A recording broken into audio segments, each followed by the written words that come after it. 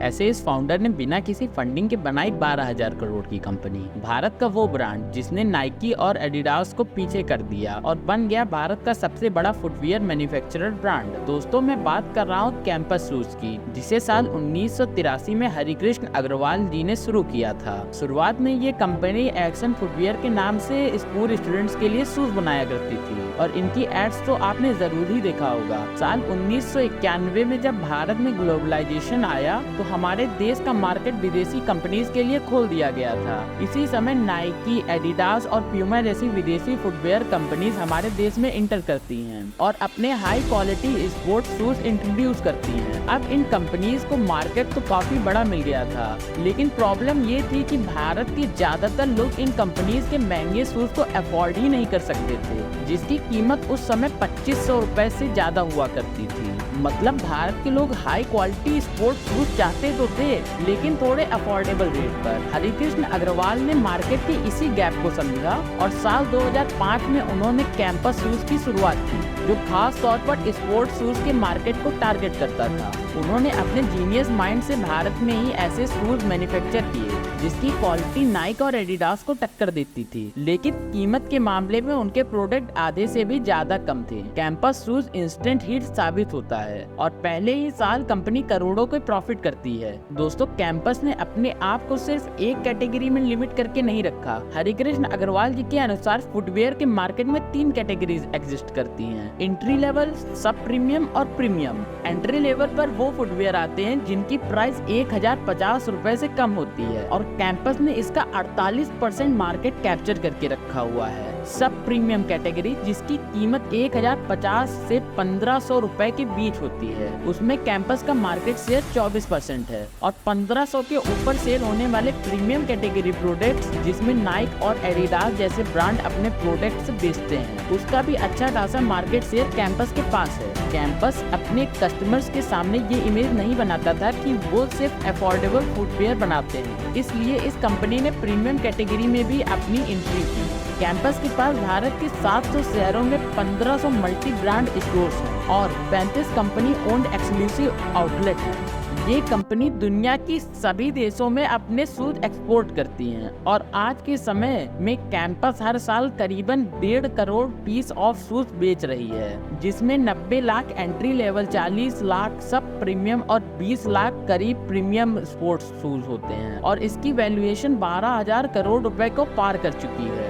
लेकिन दोस्तों, सवाल तो ये है, आखिरकार कैंपस की इस सक्सेस के पीछे क्या सीक्रेट छुपे हुए हैं और वो क्या बिजनेस लेसन्स हैं जो हम इस कैंपस शूज की केस स्टडी को सीखकर अपने बिजनेस में इम्प्लीमेंट कर सकते हैं। कैंपस शूज की सक्सेस के पीछे का सबसे बड़ा फैक्टर था मार्केट की समझ रखते हुए अर्ली मूवर एडवांटेज देना था। जब नाइकी और एडिडास जैसी कंपनीज भारत में आई और उन्हें अर्ली सक्सेस मिली, तो ये साइन था कि भारत के मार्केट में एक डिमांड क्रिएट हो रही है। लेकिन हमें एक्चुअल में क्या चाहिए था और भारत के मार्केट में लंबे समय तक कौन सा प्रोडक्ट टिकने वाला है, ये समझा हरिकृष्ण अग्रवाल ने। अब ऐसा भी नहीं है कि ये मार्केट गैप सिर्फ उन्हीं को नजर आएगा। इस समय ऐसे बहुत से लोग होंगे जिन्होंने इस मार्केट गैप को नोटिस किया होगा, लेकिन हरिकृष्ण अग्रवाल जी ने सिर्फ इससे नोटिस नहीं किया, बल्कि शूज इंडस्ट्री में अपने एक्सपीरियंस का इस्तेमाल करते हुए फर्स्ट मूव एडवांटेज लिया और भारत में अपनी राइवल कंपनी से कहीं आगे निकल गए।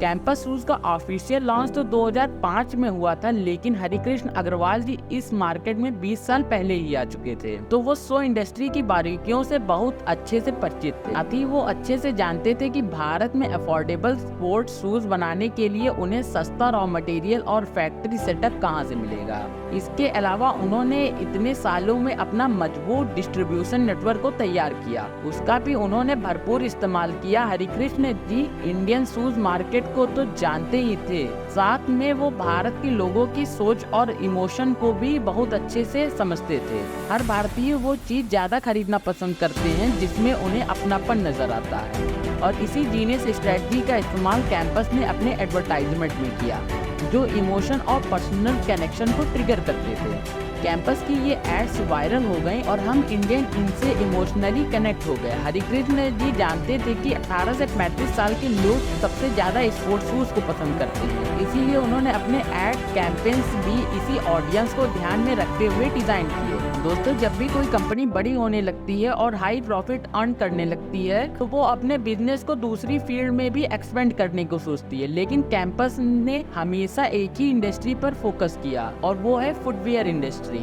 ये कंपनी कस्टमर से फीडबैक लेते हुए अपने प्रोडक्ट्स को लगातार इम्प्रूव करती रही और मार्केट में नए इनोवेशन लाती रही। कैंपस ने दूसरी इंडस्ट्रीज में तो एक्सपेंशन नहीं किया, पर उन्होंने फुटवियर की सारी वैरायटी पर काम किया। अब चाहे फीमेल शूज हो, मेल शूज हो या फिर चप्पल, कैंपस के पास हर कैटेगरी के लिए प्रोडक्ट्स हैं। दोस्तों, आमतौर पर ऐसा देखा गया है कि ऑनलाइन शॉपिंग का ट्रेंड आ जाने के बाद पुरानी कंपनीज की सेल्स डाउन हो गई है, क्योंकि वो समय के साथ ऑनलाइन प्लेटफॉर्म पर अपनी प्रेजेंस नहीं बना सके। लेकिन कैंपस ने यहाँ पे बाजी मारी है। इन्होंने मार्केट के बदलते ट्रेंड को पहले ही समझ लिया और ऑनलाइन प्लेटफॉर्म पर अपने प्रोडक्ट सेल करने शुरू कर दिए। आज कैंपस की 40% सेल ऑनलाइन शॉपिंग साइट से आती है, जो 400 करोड़ से भी ज्यादा है। करंटली इस कंपनी की शुरुआत करने वाले हरिकृष्ण अग्रवाल कैंपस के चेयरमैन हैं। उनके बेटे निखिल अग्रवाल कंपनी के CEO हैं और उनकी बहू प्रेरणा अग्रवाल CMO है। यानी कि पूरा बिजनेस एक सिंगल फैमिली कंट्रोल कर रही है